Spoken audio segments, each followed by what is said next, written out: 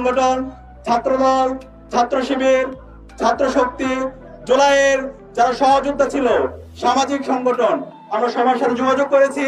সবাই এই 3 দফা দাবির ব্যাপারে তারাও সংহতি প্রকাশ করেছে।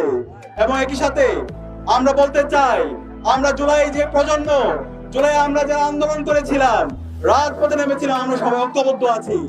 আমাদের কমন গোল এক, আমাদের কমন এনিমি এক। আমাদের কমন এনিমি হলো ভারতের দালালেরা, এনিমি হচ্ছে দিল্লি, যারা বাংলাদেশে ফ্যাসিবাদ কায়েম করেছে। আমাদের কমন এনিমি হচ্ছে খুনি হাসিনা এবং তার দোসররা।